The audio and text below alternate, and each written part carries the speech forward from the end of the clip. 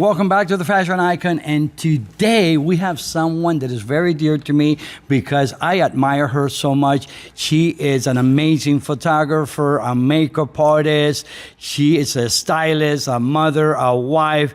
She's like the octopus lady, as I would call her. So welcome back to the Fashion Icon, Catalina. People call her Catalina, but Catalina, you know, it's like, let's be the Hispanic in me.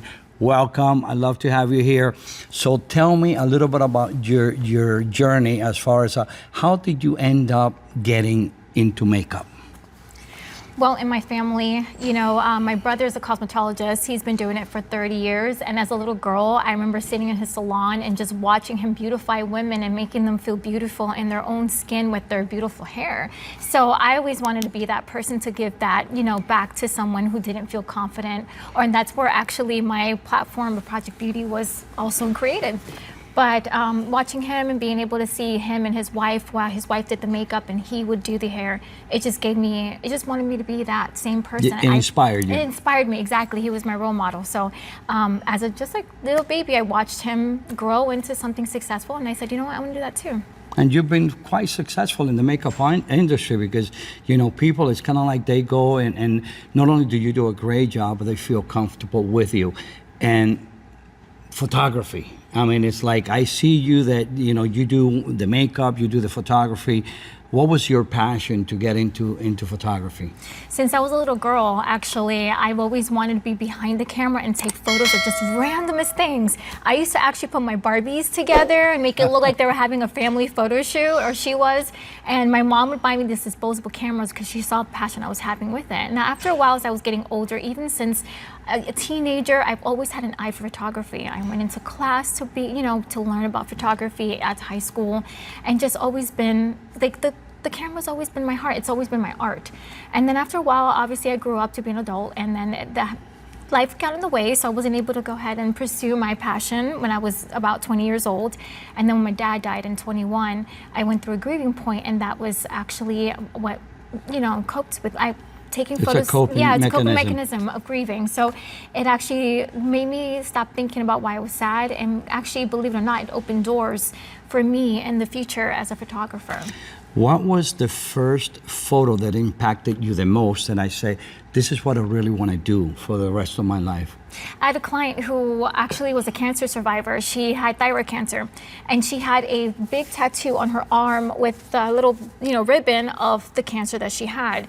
And I actually had inspiration that I wanted to do a black and white photo with emphasizing her cancer, you know, symbol. So that way it just, you know, created a story of how this woman outcome such a difficult sickness to, you know, be able to just, how do you call that, succeed from, and then you know, just emphasize that, you know, this is an awareness. This is something that people need to know about. This is a woman who survived it, and that was one of my greatest inspirations, and as well as photos that I was able to tell a story from. And what would be, you say, the greatest accomplishment, you know, that you've done in the makeup industry? You know, something that got published, or something that got on TV, or something that got noticed. What has been your greatest accomplishment as a makeup artist? I have to say, my clients are the reasons why I've gone as far as I have. They're the reasons they are also the ones that opened the doors for me. For example, they've opened the doors for me when they were actually on reality TV shows. I was able to do hair and makeup for them during that process, which was great because that was something I can also add to my resume. I also became the sponsor of Miss Florida that goes to Miss America as their hair, makeup, and headshot photographer. Awesome. Which was another opportunity that was open from a client of mine's because she believed in me so much. So it was really not only because of my dedication, my constant, you know, working hard, trying to achieve my goal, and they were the ones who helped me achieve that. So my clients had to delight. And I saw that you went to do a job at Disney with Frank and so on. How was that experience working with the big leagues with Disney? I'm going to be honest with you, I was very nervous because this was very new to me, especially Frank. You know, everybody loves Frank, but they're very intimidated by him. So it's one of those things that I'm like, yeah, I'll be a good girl, whatever you want. So I was like, I'll behave. And when he chose me, out of all the hair and makeup artists from Disney, all the hair and makeup artists in the world, just chose me, that I was very honored, and that to me told me, wow, you know, I am where I belong. I am where I need to be. And you know what, at first, after a while, I'm not gonna lie, I felt like I couldn't compete against all these artist, hair and makeup artist in this pageant industry. But come to find out that I am already there. We're our own worst critics. So we always pick and point and very, picky about our work. And I realize that as an artist. Oftentimes we seem to intimidate, rather underestimate ourselves. It's like until someone else comes in, and you're right. Frank could have chosen anybody else, but he felt that you were the one for that job. Okay, so congratulations. Thank and you. that's I would say that that's a great accomplishment.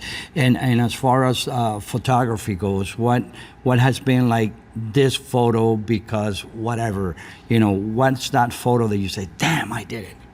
Honestly, there are photos that I've seen and I'm like, damn, I can't believe it, or wow, like, I did that, or I was able to create something to life. But actually, believe it or not, you have a lot to do with that. And the reason why is because I might have been there physically, but watching your stories and how you create these photo shoots and make them magnificent inspired me to want to do the same. So when I see you do that, it makes me motivate me. I want to be creative like that. I want to do something like that. I want to be able to and it's not because I'm trying to copy you, but it's because I see you as an artist, and being able to succeed and just bring something to life so beautiful. I want to do that too. No, it's not even about doing that. I remember back in the 80s when I first started, I would cry. I would see all these famous photographers like, oh my God, I'm never going to be like that and whatsoever. And, roll it forward, 46 years in 67 countries, it's like actually Journey, my assistant, he's the one that said, Baron, you got to do this. You got to share your knowledge. And that's, how the podcast was born, because I go out and I interview people like yourself that have had great success, and oftentimes you don't even realize how successful you are until someone else comes around and tell it. To share your story, to look at the camera and say, hey, you can also do what you can. I before I go into a photo shoot, I get in the zone. I start looking at other photographers. There's nothing wrong. I'm not copying. I'm just getting inspiration. Then I gave it my own little turn. Like I saw you doing a photo shoot, and I say, wait a second, what's that lens? And you know what? I bought the same lens. It's become now one of my favorite lens, at 85, because I saw it. I didn't even notice, because normally I don't buy lenses from other companies. I only buy, I'm a Nikon man, and I only buy Nikon lenses. I bought that one. In my mind, I was going to return the lens. But after the second shot, I said, I'm keeping this baby. And it's one of the most lenses that, most used lenses that I have. So it's like I take it from anybody, because my success, I always say it, and it's that I attribute it to surrounding myself with younger, brighter people than me, learning from them, put it into my experience, and that is your growth. So where is Catalina going to in the future? How do you see yourself, let's say 5 years from now? What is that goal that you want to get to? To be honest with you, and a lot of people would have a goal, but I'm really comfortable where I'm at right now. And this is what I continue to see in the future, where the business, being more success. My goal is to make sure that the dead seasons don't become dead seasons anymore. That's my goal in the 5 years. So that way I don't have to worry about, October, September's coming up. That's like the dead season. That's where I don't have any business. Like, how am I going to bring income to my household? How am I going to do, those concerns run through my head. Well, here comes my tip. I always worried about that. When I left the job that I had many years ago, and I had 2 double jobs for 15 years. I used to be the assistant director of marketing for Humana as I built my studio. When I left, I had enough money to carry me for 3 years.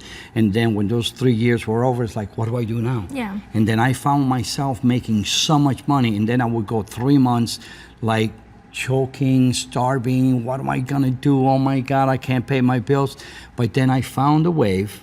Okay, and then what I do is, it's I know when my death season is. So what I do is I don't wait till my death season. I wait 2 months before I start promoting what is going to happen, and you can tell right away. On September, I start engaging people. It's like we're gonna dump some like Black Friday specials, and we start announcing, and people are waiting for me to drop that. And the thing is that they pay now, and they have 6 months to use it. So I'm getting the money on my dead season, and that is a way to control it. Just figuring out when is your low season. As long as you know when it is, you prepare. But don't wait till the dead season comes in. That's like, what do I do now? Promotion. So That's if you true. prepare it before, and that's why you see all of the major stores. When do they start advertising Christmas? They don't wait for Christmas. They start advertising right before September. Thanksgiving. Yeah, they start doing the holiday Christmas sales. specials. Are like, in come on. Yeah, all their It's- holidays commercials start in September, Yeah. and then that's when they can have it ready. So you're totally they're right. spending the money, and then after that, they want to squeeze your wallet. It's like New Year specials, and you're like, I can't do that, but I want that. So you're going out and you buy it. So that kind of a thing. That's an advice from an old soul. And what would be your greatest overall accomplishment in your life, personal or professional? To be honest with you, I want to see my business grow. One of my dad's wishes was for like his daughters to become successful in life, where we were able to, depend on ourselves, be able to provide for a family, not like having a man in our life to be able to depend on. He wanted us to be very independent, and I respected that. And sadly, as when he passed, he wasn't able to see that, my business grow or how it all started. I believe in spirit, he's able to see it, and he's helping me through that process by blessing me and helping God throw a blessing to me with my business. But honestly, I really just want to see my children grow, become successful in their life, and see them happy. I want to see my career become even more than what it is now.